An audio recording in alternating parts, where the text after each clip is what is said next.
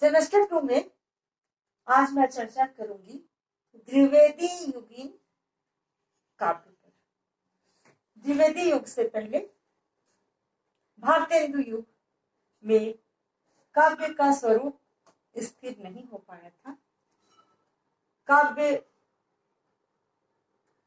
का उद्देश्य भी स्पष्ट नहीं हो पाया था और उस तरह से काव्य लिखा भी नहीं जा रहा था। द्विवेदी जी के अथक परिश्रम से महावीर प्रसाद द्विवेदी ने अथक परिश्रम किया काव्य और गद्य को स्थिर करने में, उसके स्वरूप को निर्धारित करने में और काव्य को स्वदेश यानी विशेष उद्देश्य से काव्य या गद्य लिखा जाए, इस बात का उन्होंने विशेष ध्यान दिया था। द्विवेदी युग यानी आचार्य महावीर प्रसाद द्विवेदी, उनका विशेष योगदान है हिंदी साहित्य में, उनके नाम से ही है द्विवेदी युग। और काव्य की बात करें तो सबसे पहले हम चर्चा करेंगे काव्य का व्यवस्थित रूप। महावीर प्रसाद द्विवेदी जी ने भारतेंदु जी के बाद काव्य के विकास में महत्वपूर्ण योगदान दिया और जो उस समय तत्कालीन कवि या लेखक थे उनको यथासंभव सहयोग किया, एक अभिभावक की तरह उनका मार्गदर्शन किया कि वो किस तरह के काव्य लिखे। मैथिली शरण गुप्त, सियाराम शरण गुप्त जैसे महान कवि इसी समय अवतीर्ण हुए।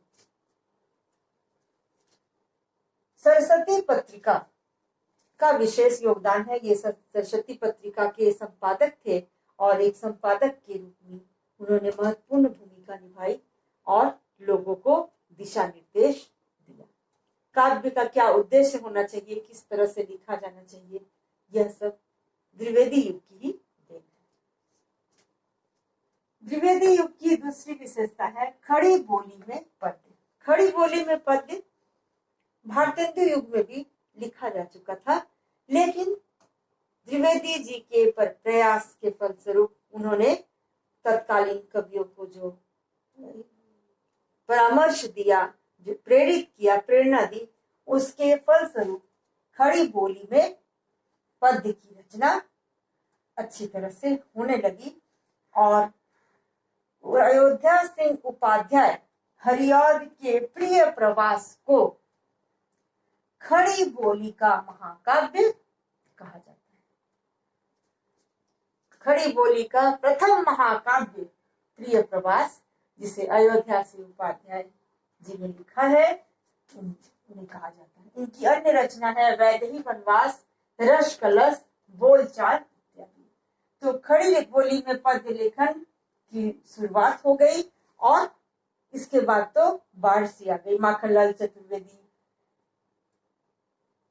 और गुप्त जी ने भी कई रचनाएं की। गुप्त जी तो भारतीय संस्कृति और परंपरा को लेकर आगे बढ़े। इनकी भी प्रसिद्ध रचना साकेत, यशोधरा, जयदत्त, भारत भारती, ये सभी खड़ी बोली में पद्य रचना।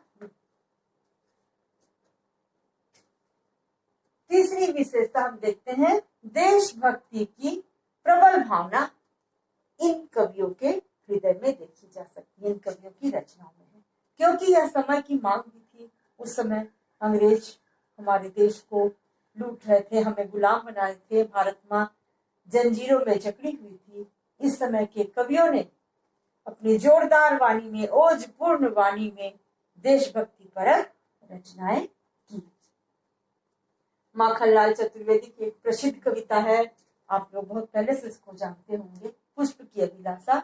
उसमें वे कहते हैं, मुझे तोड़ लेना वन माली, मुझे तोड़ लेना वन माली, उस पथ पर देना तुम फेंक, मातृभूमि पर शीश चढ़ाने जिस पथ जावे वीर अनेक।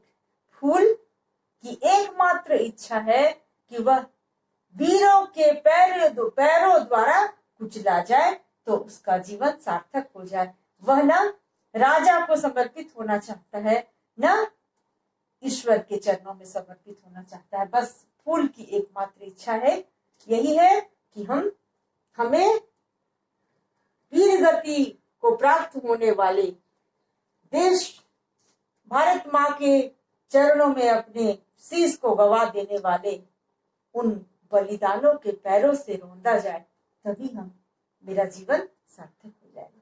इस प्रकार की कई कविताएं लिखी गई हैं।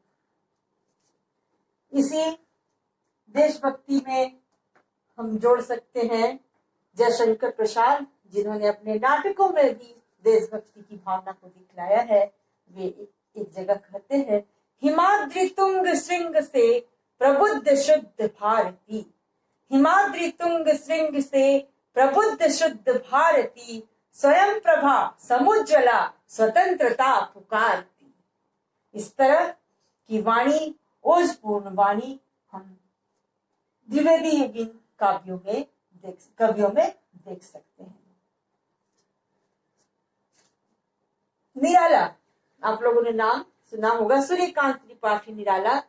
इन्होंने भी जोरदार वाणी से नवयुवकों का आह्वान किया, देशभक्ति में देश के प्रति निछावर होने की प्रेरणा दी। वे कहते हैं, जागो फिर एक बार, जागो फिर एक बार, भाल अनल धक धक कर जला, जागो फिर एक बार, भाल अनल धक धक कर जला, भस्म हो गया था काल, जागो फिर एक बार। उन्होंने भारत के अतीत को एक बार फिर नवयुवकों के सामने रखा कि यह वह देश है कि जब जब जब इस पर विपत्ति आई, हमने अपने शीश देकर, अपने प्राणों की बलि देकर भारत भूमि की लाज रखी है।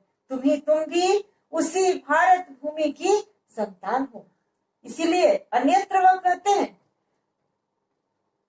पशु नहीं वीर तुम, पशु नहीं वीर तुम, समर शूर क्रूर नहीं। पश्चिम की उक्ति नहीं, गीता है गीता है, पश्चिम की उक्ति नहीं, गीता है गीता है, स्मरण करो बार बार, जागो फिर एक बार, स्मरण करो बार बार, जागो फिर एक बार। इस तरह से कवियों ने झकझोर कर आज के नवयुवकों को जगाने का प्रयास किया है। तो हम देखते हैं कि द्विवेदी युग में देशभक्ति की प्रबल भावना दिखलाई पड़ती है। इसकी चौथी विशेषता हम देखेंगे, भारतीय संस्कृति की गौरवमयी परंपरा का गान।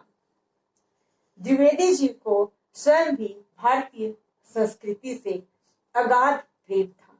वे भारतीय संस्कृति के रक्षक के रूप में भी हमेशा जाने जाएंगे। उन्होंने ही कवियों को इस तरह से प्रेरित किया कि भारतीय संस्कृति का गौरवगान करने में वे आगे बढ़े।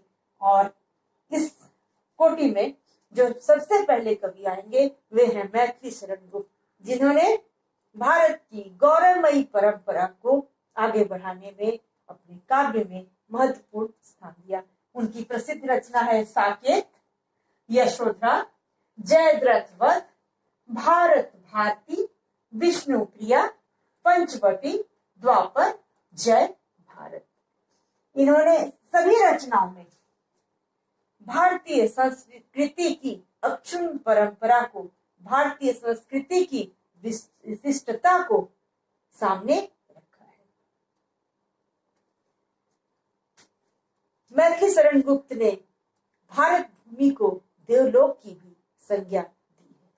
भारतीय संस्कृति को, भारत के भूमि से, भारतीयों से उन्हें किस कदर प्रेम है, आप इस पंक्तियों से देख सकते हैं।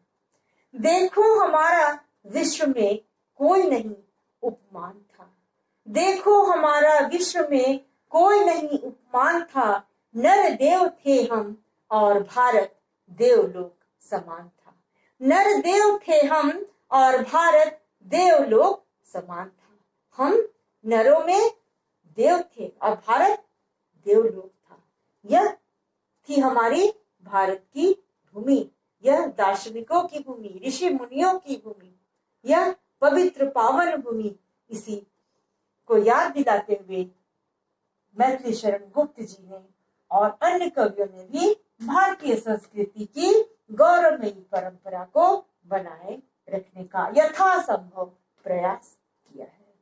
साकेत में राम नायक नहीं है, उर्मिला की कथा है। यशोधरा में जब गौतम बुद्ध पत्नी को रात में अकेले छोड़कर चले जाते हैं तो यशोधरा अपनी मनोभावनाओं को इस तरह व्यक्त करती है कि सखी वे मुझसे कहकर जाते। इस तरह नारी के प्रति नवीन दृष्टिकोण इस समय की रचनाओं में दिखलाई पड़ता। आगे देखेंगे इसकी 5वीं विशेषता, नारी के प्रति नवीन दृष्टिकोण।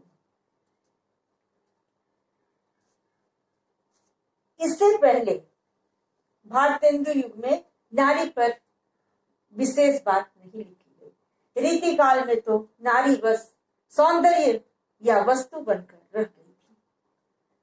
द्विवेदी युग में नारी को यथेष्ट सम्मान मिला और सबसे बड़ी बात कि अब तक इतिहास में जो कलंकित नारी थी उस पर भी विचार किया गया और उसके कलंक को धोने का प्रयास किया गया। कई एक उपेक्षित या कलंकित पात्र है, लेकिन मैथिली शरण गुप्त जी ने साकेत में स्वयं भगवान राम के मुंह से यह कहलाया कि सौवा धन्य वह लाल की माई जिसने जना है भरत सा भाई। इस तरह से उद्धार किया है, क्योंकि कई स्वयं यहाँ पर आहत थी, वह बार बार पश्चाताप कर रही थी। ये चित्रकूट का प्रसंग है जब राम को वापस लाने की बात हो रही है। सभी जाते हैं, राम को मनाने का प्रयास करते हैं और अपने आप को धिक्कारते हुए कैके क्या कहती है, रघुकुल में थी एक अभागिन रानी, मैंने यह क्या अनर्थ कर दिया, मुझे धिक्कारे, तीनों लोग मुझ पर थूके, हाय हाय यह मैंने क्या कर दिया। वह पश्चाताप की अग्नि में जल रही है, लेकिन राम के एक वाक्य से, राम के इस अंतिम वाक्य से उसके चरित्र का सारा कलंक धुल जाता है। यह इस पात्र के साथ न्याय हुआ है और यशोधरा जिसे छोड़कर उसके पति चले जाते हैं, यहाँ यशोधरा की मनोदशा का भी उल्लेख हुआ है। यशोधरा बार बार कहती है कि मुझे मेरे स्वामी बताकर क्यों नहीं गए। इस प्रकार नारी के प्रति आदर्श दृष्टिकोण इस काल में दिखाई पड़ता है। इसकी 6ठी विशेषता है, कविता का उद्देश्य स्पष्ट। भारतेंदु युग में कविता का कोई निश्चित उद्देश्य नहीं था, लेकिन द्विवेदी युग में कविता सदृश हुआ, जिसका एक उद्देश्य निर्धारित हुआ। कवि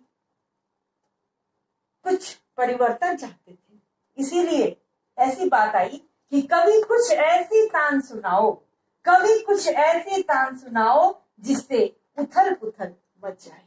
ये कवि चाहते थे कि उथल पुथल मचे, हमारे हृदय में देशभक्ति का झंकार हो, हमारे हृदय में भारत की गौरवमयी संस्कृति, भारत की गौरवमयी परंपरा रच बस जाए।